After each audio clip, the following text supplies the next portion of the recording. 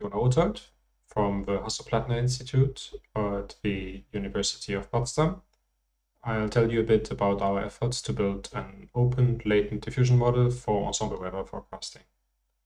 So actually, over the last few years, machine learning-based weather prediction models have made great strides and now often outperform numerical methods on many deterministic metrics. But one thing numerical methods still do much better is uncertainty quantification. So let me show you an example. Numerical models can create ensemble forecasts by slightly modifying the input conditions, initial conditions, and running forecasts based on these initial conditions. And we see in this example here, we see different cyclone tracks based on different ensemble members of different forecasts. So each line is a possible track of this cyclone. And we see that most lines indicate that the cyclone will go somewhere between South Korea and Japan, but some of the ensemble members also show that there is a possibility that the cyclone will go further west and actually hit China. So this is a much better overview about the situation than just having the most likely outcome, and allows to better deal with extreme events like this. And we would, of course, like to have something similar to these ensemble forecasts in machine learning-based methods as well. So how can we achieve this? We can use diffusion models for our forecast. As a primer on diffusion models basically reverse an iterative noising process. So during training, we take the data and add some noise to it iteratively. And then we train a model to reverse this noising process.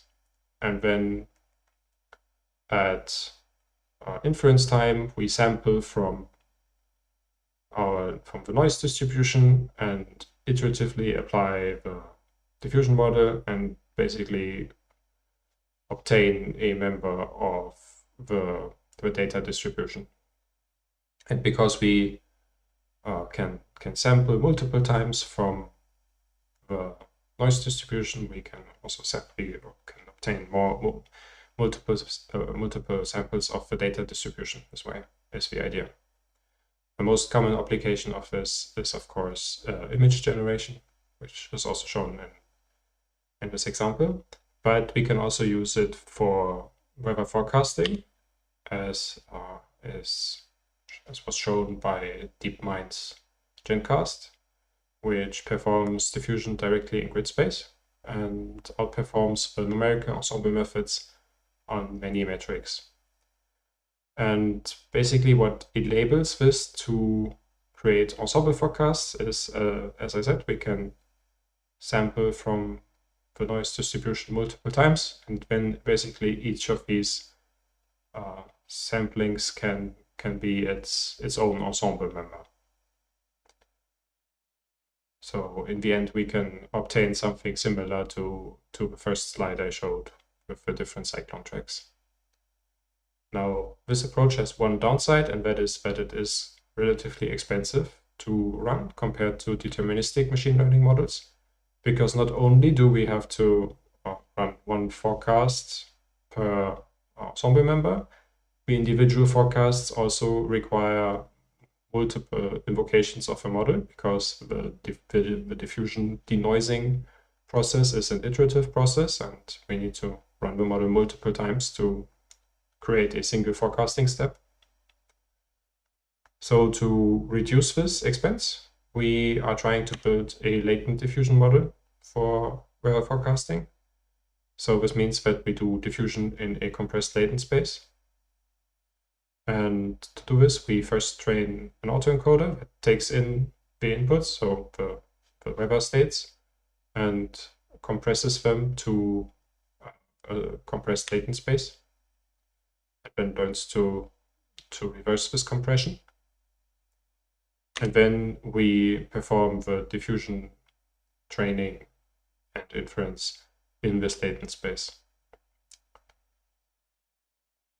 And how do we do this in practice? We apply a graph neural network architecture similar to the one showcased in GraphCast, a previous machine learning based weather forecasting model. And basically it works by taking the inputs in the grid space and projecting them onto this mesh graph that we see in the middle here, and then learning to project it back from the mesh onto the grid as the decoder step. And the mesh in the middle is our latent representation. And because the mesh has much fewer graph nodes than the grid, we this way can reduce the computational expense. So how do we do this in practice using PVC GPUs? We utilize PyTorch 2.1 and Torch Geometric to build a graph neural network. And we use Mosaic ML's Composer for reducing boilerplate and logic such as device placement and handling the distributed training. So actually the first two, the PyTorch and PyTorch Geometric, are relatively easy to run with PVC GPUs, but Composer itself was not did not support PVC GPUs, so this is where we had to put in some work ourselves. So the way the different kinds of devices are supported in Composer is by having a device class for each of them. So here we see the class for CUDA devices. It has a number of methods to move modules to the device and perform some other operations.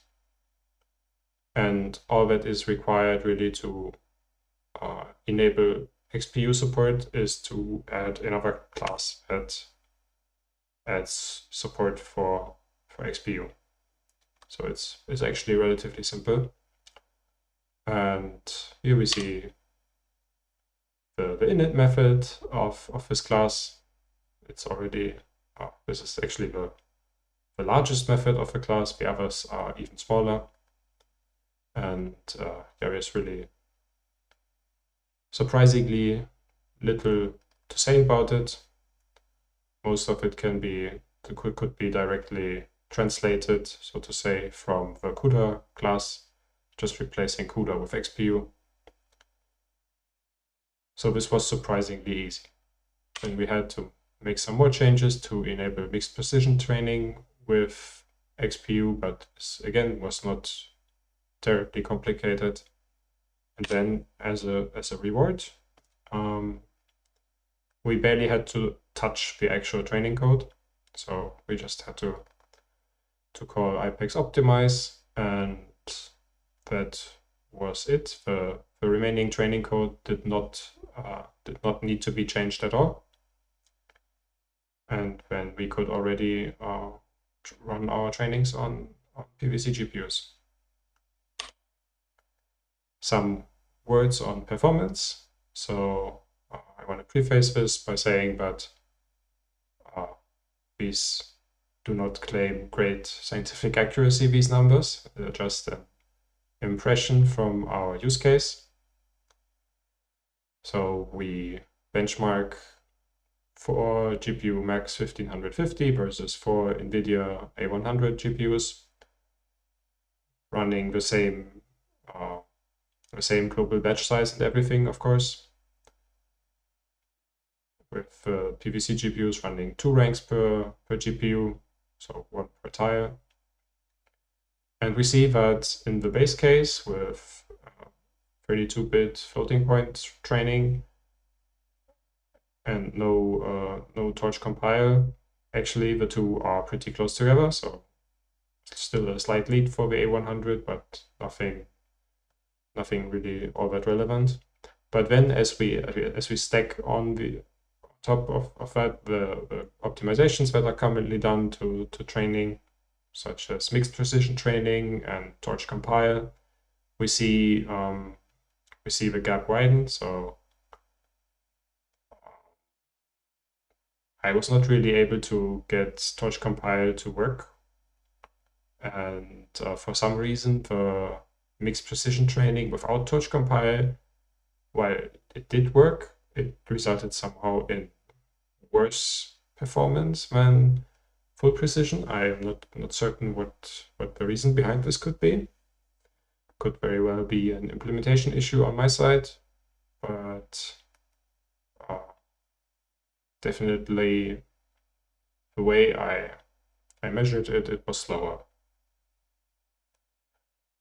So to summarize, it did take a while to set up and adapt the composer package to our use case, but it was worth it. So it was not a terrible amount of work, and now we can just use the same code base for CUDA and IXPUG, and that's really convenient. The performance is serviceable, but still below the A100. I want to say that probably more recent software versions could help performance. I saw that the patch notes for the most recent PyTorch versions talk a lot about improving performance for Intel GPUs. So I could imagine that this would that the performance chart that I just showed is already outdated. But yeah, in my experience, there was still quite a performance gap. Okay, that's it from me. Thank you for listening. Normally I would take questions now, but since you're watching this video, that means that is not going to be possible. So if you do have questions, please send them to me via email and I'll be happy to answer them. Thank you.